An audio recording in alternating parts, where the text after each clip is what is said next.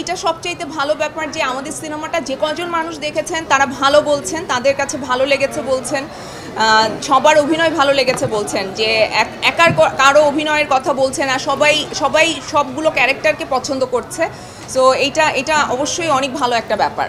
আমি আসলে একটু ভয়েই ছিলাম যে মানে হয় না যে আমি চেয়েছিলাম যে আমার আমার লাইফে যাতে এই ট্যাগটা কখনো না লাগে যে আমি শুধু রেহানা মারিয়াম নূরের মতো সিনেমাই করতে পারি। আমি আসলে করতে চেয়েছিলাম রেহানা মারিয়াম নূরের পরে ভিন্ন চরিত্র। সেই সূত্র ধরে আমি করেছি রবীন্দ্রনাথ এখানে কখনো খেতে আসেনি, আমি করেছি গুটির মতো সিরিজ, আমি করেছি খুফিয়ার মতো সিনেমা, যেটা মানে বলিউডের একজন বিশাল মানে ডিরেক্টর বিশাল ভারদ্বাজের।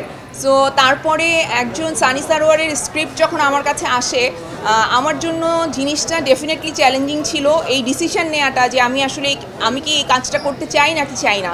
কিন্তু যখন আমি ক্যারেক্টারটা পড়েছি আমার কাছে মনে হয়েছে যে হ্যাঁ, আমি আসলে এই চ্যালেঞ্জটা নিতে চাই, বিকজ আমি আমার পেছনের প্রাপ্তি অপ্রাপ্তিগুলোকে পেছনে ফেলেই রাখতে চাই। আমি চাই না যে সেগুলো যাতে আমার ভবিষ্যৎ পথ চলাটাকে কোনোভাবে বাধাগ্রস্ত করে।